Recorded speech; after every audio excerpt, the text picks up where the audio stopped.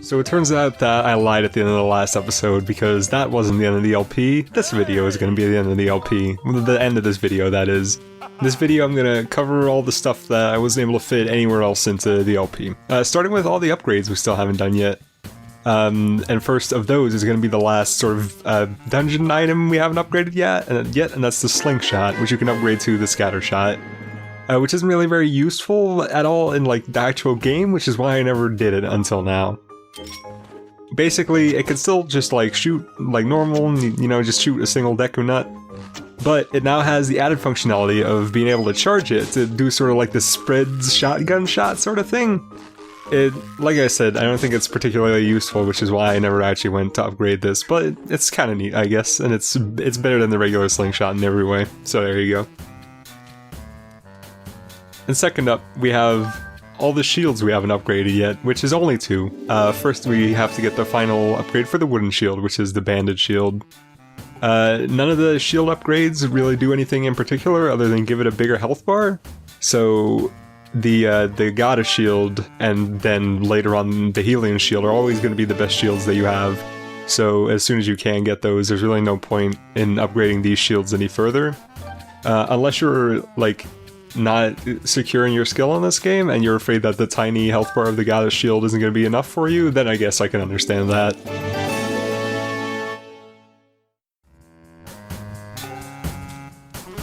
But yeah, that's all 3 of the shields you can upgrade, and let's take a quick look at what they look like. The banded shield looks kind of nice, I think. I think it's neat that they give it a little different color for the last upgrade. The iron shield's not particularly great. They're kind of like squarish and boring. I don't know.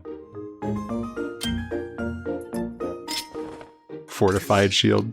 Maybe if they got a little bigger, they'd be more interesting, because then they'd be giant metal chunks, but as it is, you know, whatever. They're fine, I guess.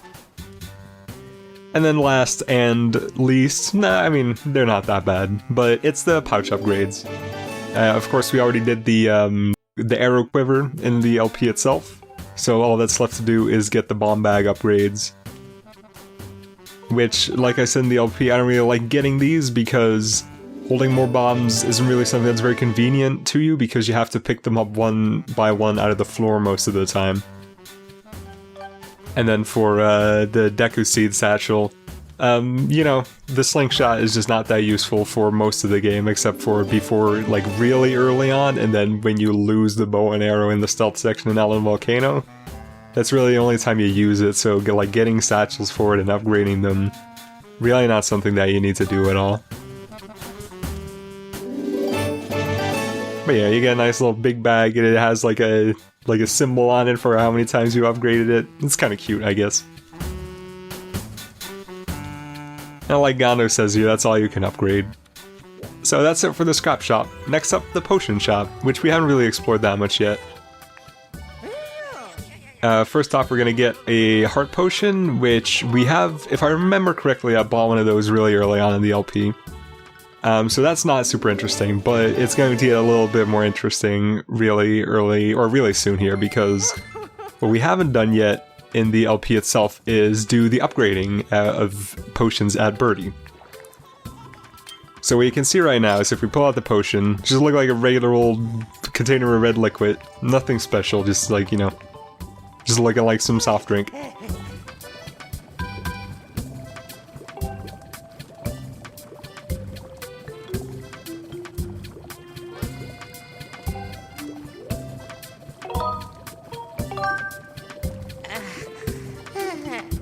Look at that chillin' baby.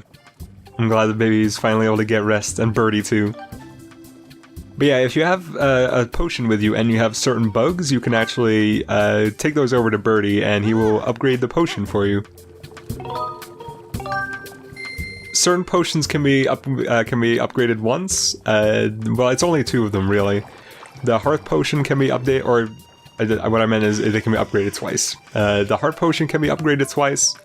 And the Shield Potion can also be upgraded twice, which is the potion we picked up from the Seal Temple at the start of the game that like restores the health of your shield and also some of your hearts. And then one more potion that we will be looking at pretty soon can also be upgraded twice. So here you see upgrading the Heart Potion once made it so that instead of restoring 8 hearts, it restored all of our hearts. And then upgrading it a second time will make it so that not only will it restore all of our hearts, we can actually take 2 swigs of it. So I guess upgrading it twice increases the density of it, which makes sense considering the fact that Birdie is just throwing more and more bugs into the mix.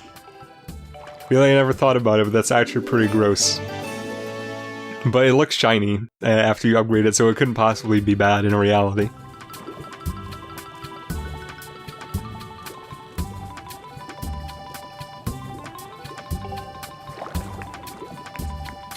So now we have a big shiny potion, and it actually like even shines in your hand and sparkles. And like I said, we can take 2 swigs of it if we really want. I'm just doing that now so we can empty up this bottle again and take a look at some other potions. Like for example, this green Mountain Dew looking stuff.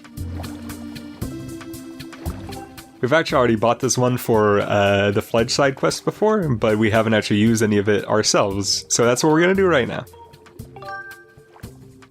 Just scoop that goop right up.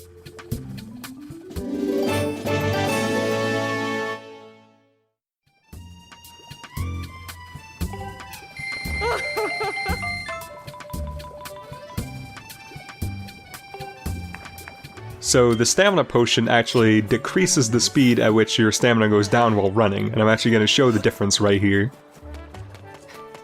I'd say it's about, your stamina goes down about half as fast when you have a stamina potion. And if you upgrade the stamina potion once, your stamina actually won't go down at all for 3 minutes, which is really nice for the second imprisoned boss fight, especially. And then next up is the blue potion. It's the air potion. I don't really understand why this and the stamina potion are separate things, because they basically serve the same function. They make a meter go down more slowly. But I guess maybe they taste differently, so it's just in the eye of the beholder which one you'd rather want.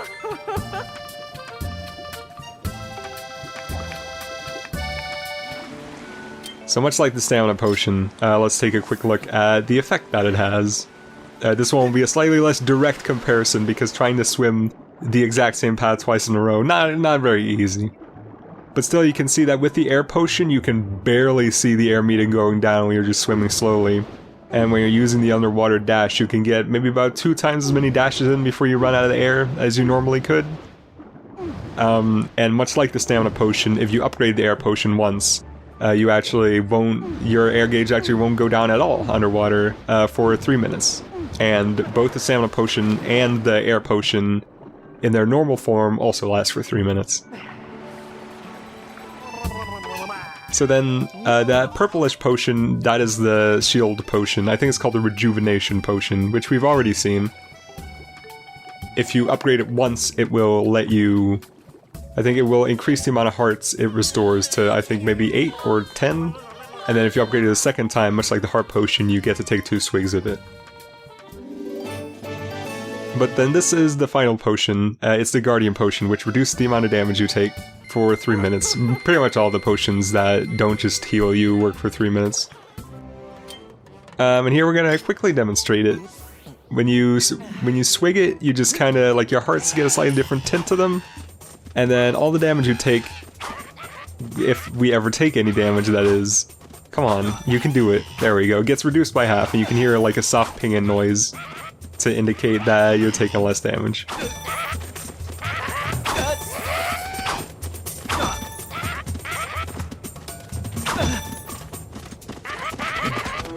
But you can actually also upgrade the Guardian Potion once, and what it'll do then is it'll make your hearts even lighter in shade, but also it will make you completely invincible for 3 minutes. Which is kind of silly because 3 minutes is enough time to like defeat even Demise if you're like pretty quick about it. So really, if you have rupees and bugs to spare, let's take care of these dudes. If you have rupees and bugs to spare, you can just like plow your way through the game with no trouble. Anyway, if we turn the corner at the bazaar, we can actually see our pal Batro has now made good on his promise to like, go look around Skyloft and make a ton of friends. Well, maybe he's not making a ton of friends yet, but at least he's finally getting to see a little bit of the world. During the day, he will always be hanging out at the bazaar. But during the night, or during the evening, I suppose, he's actually going to be somewhere else. And you might actually notice that Skyloft is looking a lot more peaceful in the evening now than it did before. Let's see if Batro knows what that's about.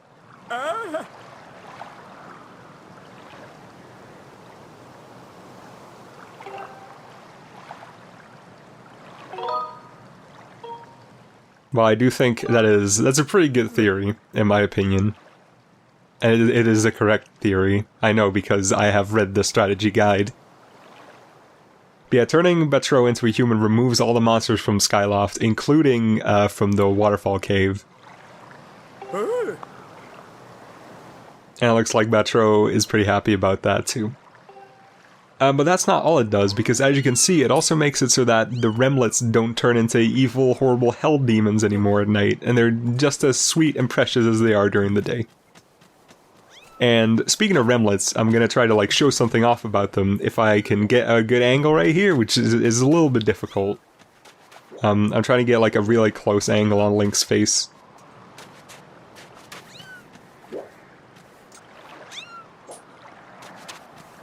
Yeah, good enough. You can see that when Link holds the remlet, he's actually smiling a little bit. He's looking at them. He's having a good time. Remlet's having a good time. Then if you put the remlet down, you can see Link has more of a neutral expression on his face. So that's a neat detail. And also, previously we've seen that remlets can fly if you toss them off the island, but they can actually also swim. Look at them go. Come on, buddy, you can do it. Yeah. Love those remlets.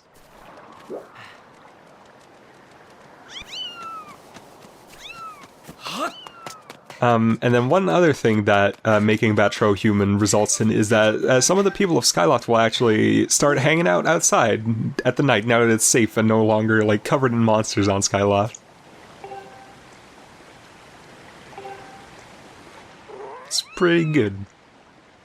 One thing that you'll also find is that now that the Isle of the Goddess is gone, that's where that like that remlet hiding space was, where there were like 5 of them hidden behind that wall.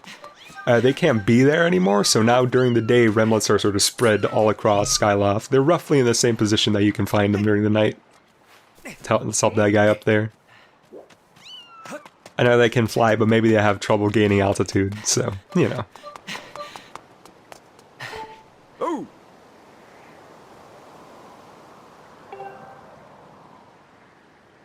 Wonder if it's really cold up in Skyloft.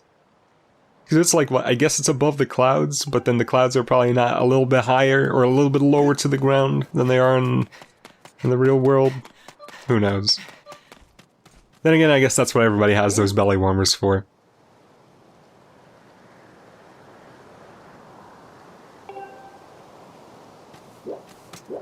And of course, it wouldn't be a video game without a big moon staring down on you.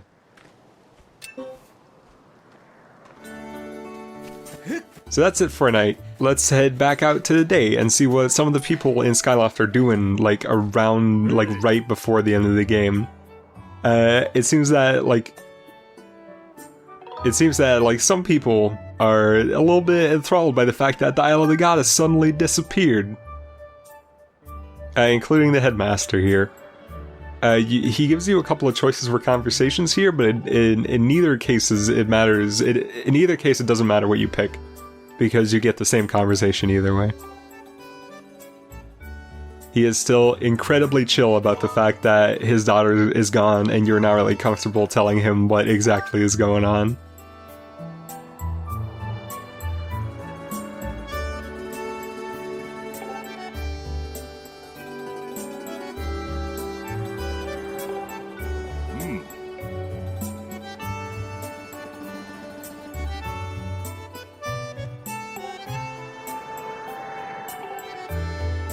What a guy.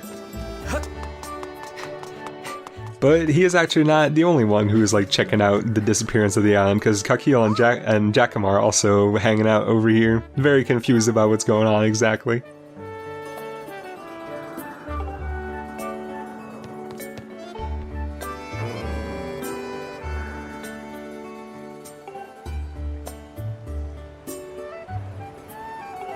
That's just erosion, man. You should know how that works. So that's that. Let's look at some of the houses in the residential area that we haven't really been to yet. Starting with Gondo's house. Now during the day, Gondo is obviously not at home, but his mother actually is. You could see her all the way at the start of the game. She is blocking the bridge with some of the other elder ladies, and they all have like stacks of laundry there blocking you from going to the residential part of town. During the rest of the game, you can just go up and talk to her. And she'll complain about her son always making the laundry dirty. One thing that I think is kind of neat is that the game tells you that Gondo's family has always been like super into robots, and we know from the story of this game that robots came from the Lanayru region. And they're the only people on Skyloft who have like relatively dark skin.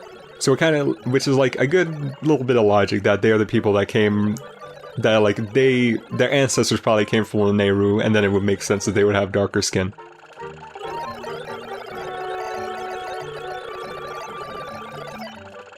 And yeah, Scrapper, of course, this is where he goes during the night. I don't really know where he goes during the day.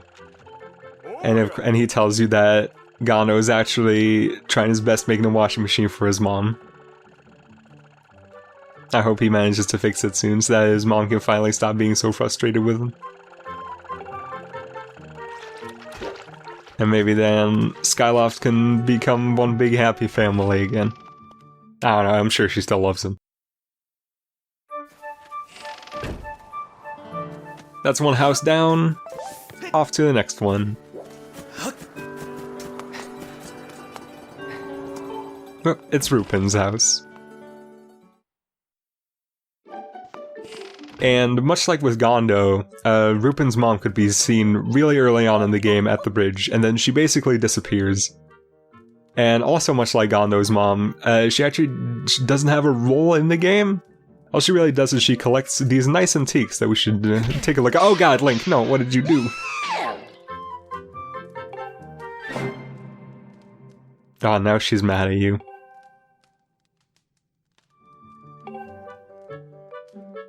Nothing but thumbs, that Link. So every time you break something in this house, this lady will like tell you to give her some rupees, and from this point on, if you start breaking stuff again, she'll tell you to give her anywhere from 10 to 30 rupees, and the number is random every time.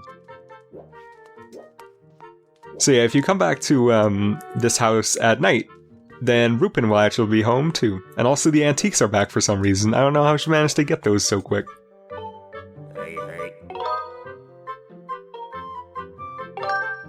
Rupin, of course, looking glad to see you as always.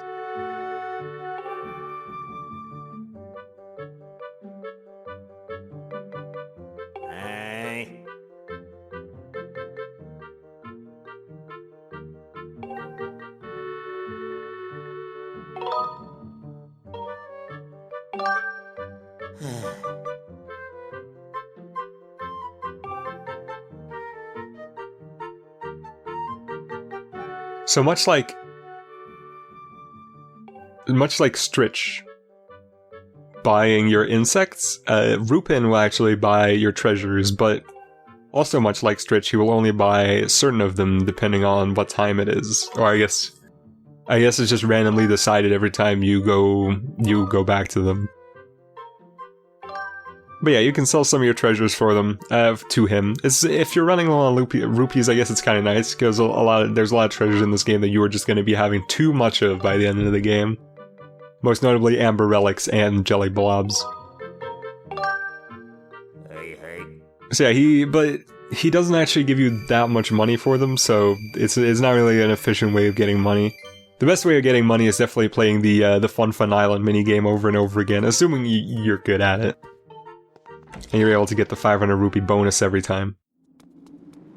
But hey, speaking of merchants, after you turn Batro into a human and liberate Skyloft from its many monsters, a new merchant actually appears inside the waterfall cave.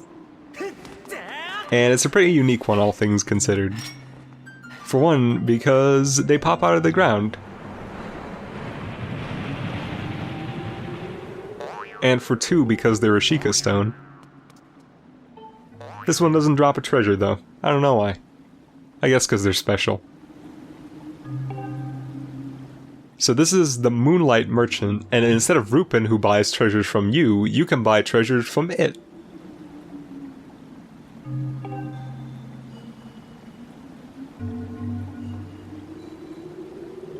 And like he's saying right here, these treasures are pretty expensive, but as you'll see in a second, they're mostly treasures that are pretty difficult to come by, so if you are doing some late game treasure getting, like I had to do for the upgrades, this can be pretty nice. Like getting the golden skull and bluebird feathers, it can be a bit of a quest, and getting stuff like dusk relics and goddess plumes can just be like a nightmare. So if you do have a lot of scratch laying around, this can be a good place to get some treasure. So now we're going to make a quick detour to Faron Woods to get this stuff.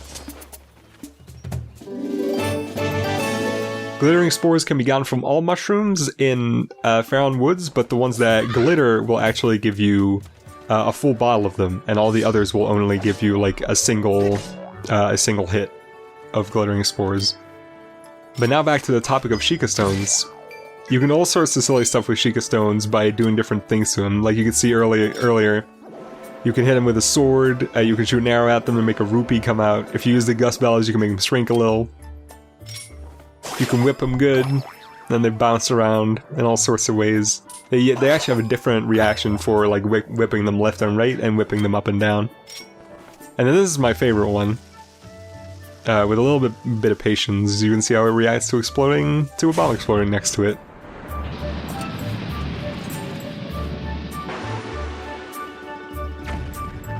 See you, Space Cowboy. Nah, that's okay, because the new one just grows right in its place. And also dances to the sweet tunes you make. And of course, what we got the glittering spores for, you can make it shrink really tiny and then it disappears. But it's okay, because eventually a new one comes back. Next up, you guys might remember the side quest we did with Gorko, where we drew what he told us to draw on the wall, and then if we did it successfully, he'd give us a heart piece for it. But if you return later, he will actually tell you to draw a ton of different stuff on the wall. Such as a crimson vessel to start us off with. Which is, of course, a heart. Or I guess a heart container is what it's supposed to be, but it's just gonna look like a heart either way. That gives you 10 hearts.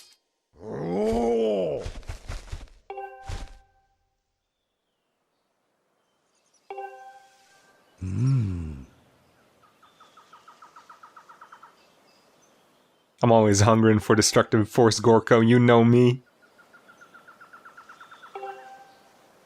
You can actually talk to Gorko again, and he will give you an additional bit about what you're supposed to draw, and I think this one's pretty funny, so I decided to show that. Just a regular old circle. And if you forgot what he told you, he can also just give you the whole hint again.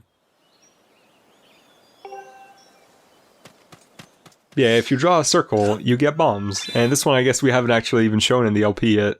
Oh, and I don't think the hearts either. So it's good. This is good bonus content. Mandatory bonus content. That's a good circle. Da Vinci would be proud.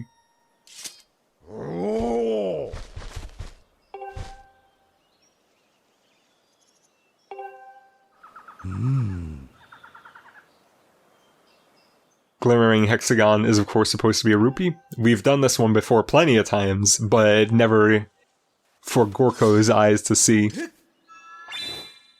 So this one last time, let's make a good-ass rupee for Gorko. Alright, pretty good so far. I'm liking that curve. Ooh, that's a good curve. Oh. It's always that last corner for some reason, I don't know.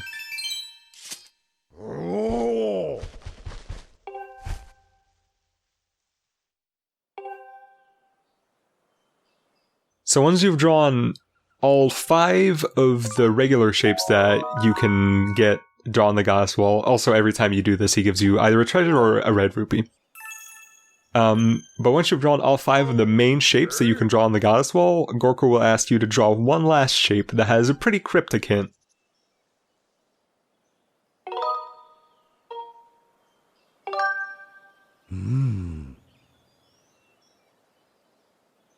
It's a tricycle.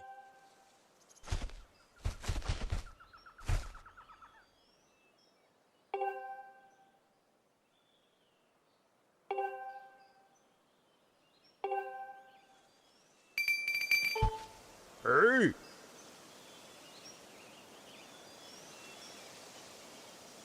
I don't know, Gorko, but if there's secrets, then that means that really you're not supposed to know.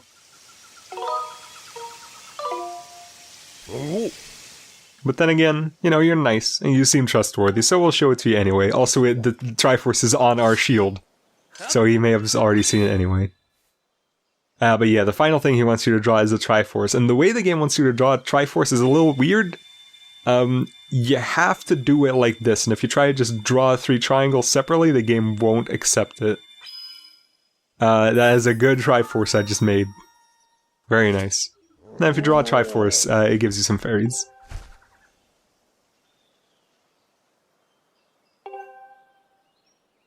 Oh.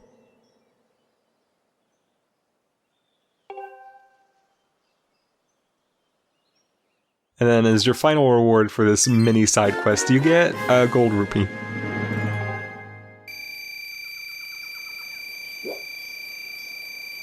And that's everything that has to do with Gorko. See you later, buddy. Now let's see what all the Kikwi are up to at the end of the game.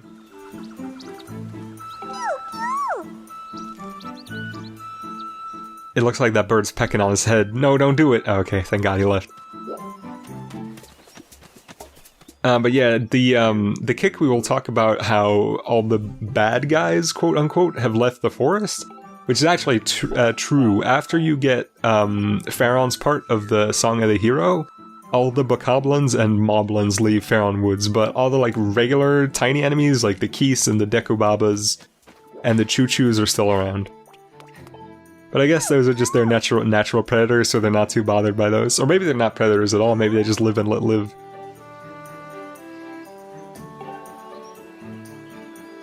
This guy's hanging out in this weird, like, temple lookout structure. And this dude, he's just trying out the same strategy that he did at the first time we got here. We didn't even fall for it once, why does he think we're gonna fall for it twice? Come on, you should know better than this.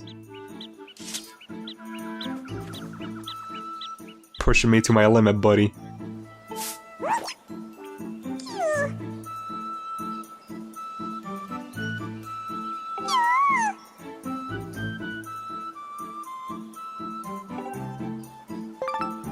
Whoa. Whoa, where did he find that to begin with?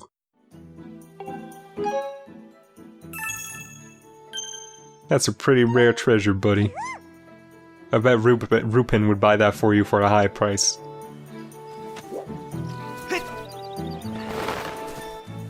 And there's one last Kikwi all the way up in the tree. The Kikwi Elder, of course. He never really changes position. He's always just hanging out on his little branch. Always sleeping. Time to hit him with a big volley of Deku Nuts.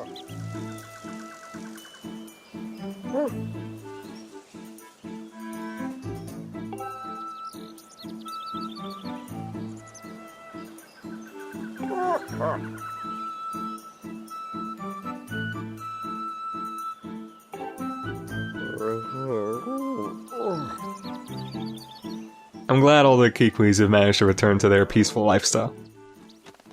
So then, let me elaborate on what the Glittering Spores do a little bit more. Because for one, they can actually stun enemies. The Glittering Spores work a lot like they did, like the magic power did in Link to the Past. They can stun enemies. Also, if you use it on a rupee, it'll actually change the value of a rupee. Among other things, you can change it to a rupor, which isn't very nice. But with a little bit of better luck, you can actually change a rupee into a rupee of higher value. And then the last thing, if you drop it on a heart, it turns into a fairy. And that's it for Faron Woods, so let's head over to Eldon Volcano.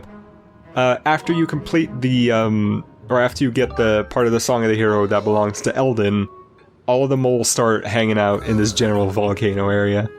talking about their general life troubles and stuff. These guys definitely not as happy-go-lucky as the Kikwi are, or at least not as relieved about the fact that all the monsters are gone. Which makes sense, I suppose, because they can just tunnel underground. They don't have to worry about any of that stuff.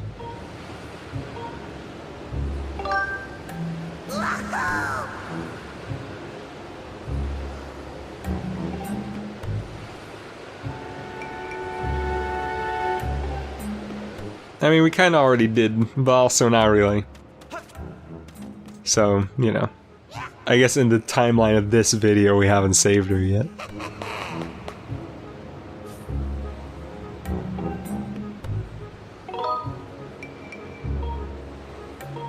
Yeah, you bet. I mean, think about it, right? The sword and the shield, they're one of a kind. I mean, the sword is, we don't know about the shield. Maybe Lanayru has these things, like, manufactured on a assembly line. But this sword, you could probably sell this for a lot of money. I mean, maybe not, because, like, there's not really an existing economy in this world. It's a pretty good sword regardless.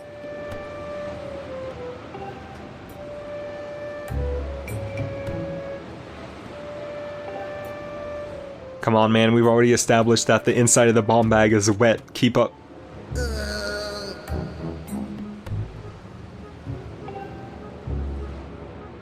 Kikwi?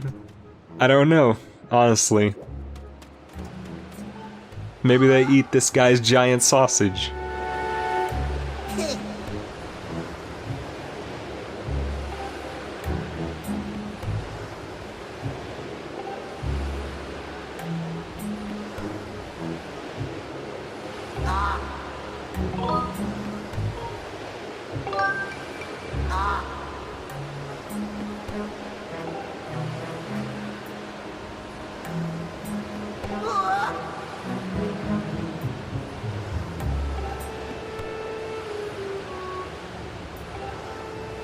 Yeah, we know that.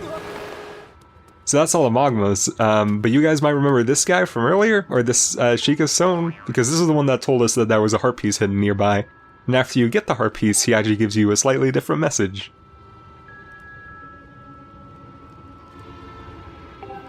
Hey man, come on. It was helpful the first time you told it. No need to get indignant. And then the last thing for Eldon Volcano. If we head on over to Eldon himself, he can actually give us like a little bits of trivia about the world. This first one I think especially is interesting because it gives you just a little bit of insight in the history of the world before, like way before the events of Skyward Sword. Which this game doesn't really give you much of. For a game that focuses so heavily on like time travel and the cyclical nature of Zelda games, it's kind of weird that this game, like, it really focuses on its own story, but it tells you very little about, like, the events that happened before outside of the opening crawl. And there are tiny bits and pieces that you can find, like, right here, but they're pretty hidden, and none of it is, like, ever told to you throughout the main story.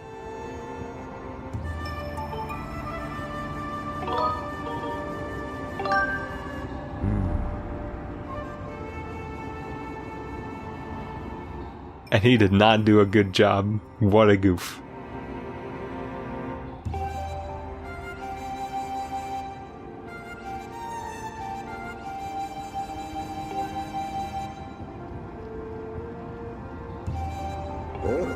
I don't know, it was a pretty straightforward test, all things considered. We just fought a bunch of bosses again. Alright, now on over to the Lanayru Desert. If you go back to the Lanayru, he actually has like really short descriptions for all the different bosses if you decide to if you pick them to fight first. But all the bosses that you fight multiple times, he gives you the same description for all of them.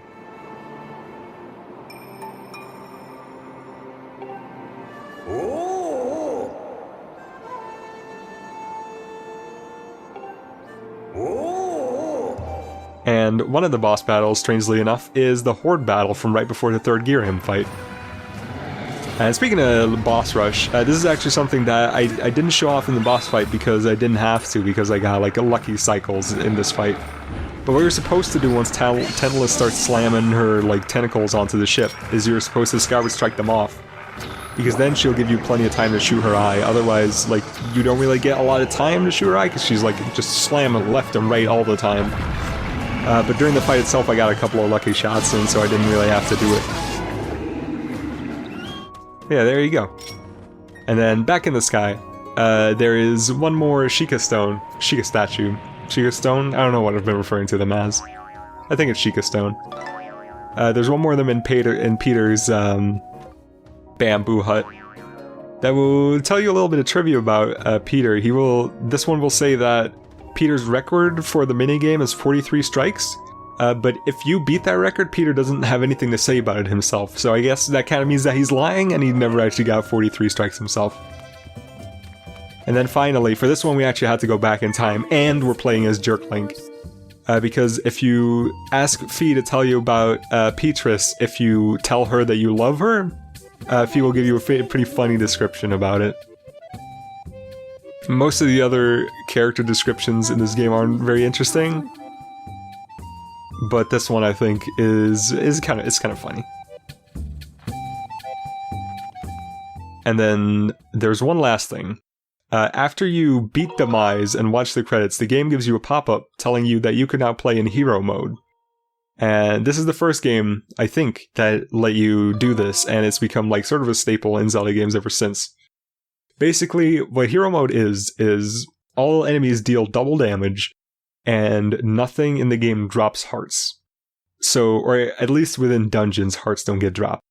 So that means that you're taking double damage and you can't regen health. So the only alternative for regenerating health is you have to buy potions from the potion shop. In Wind Waker HD, if you played hero mode, you would get to wear Link's pajamas throughout the whole game. But this game unfortunately doesn't have anything like that. So it makes hero mode, it's fine, it's a good challenge, but it doesn't have that same... It's just not as interesting, I guess, because you don't get to wear Link's sweet belly warmer throughout the whole game. One other thing that hero mode changes is, it's sort of like a New Game Plus, but you don't keep any of your, inventory or anything. But one thing you do get to keep, strangely enough, is the speed at which your Skyward Strike charges. So you might remember that when we got the Skyward Sword, or the Master Sword, our Skyward Strike started charging twice as fast. So at the start of hero mode, it still does that. And then once you get the Master Sword again, your Skyward Strike will actually start charging instantly like it does during the Demise fight. Also during hero mode, once you get to Laneru and once you revive him, Demise will actually be one of the characters that you can fight in the boss rush. And as the final thing, if you beat hero mode, you get a tiny little Triforce on your save file for doing such a bang-up job. And that's it. That's all I have to say about this game. There's still a couple of things I didn't mention, or really plenty of things, I guess. But Skyward Sword is a big game with a lot of dialogue, and you can't show off everything unless you make 100 videos about it. But really, I showed off everything that I know about that I think is interesting to some degree. And I guess that makes this the end of the LP. Thanks for watching, everyone, and goodbye.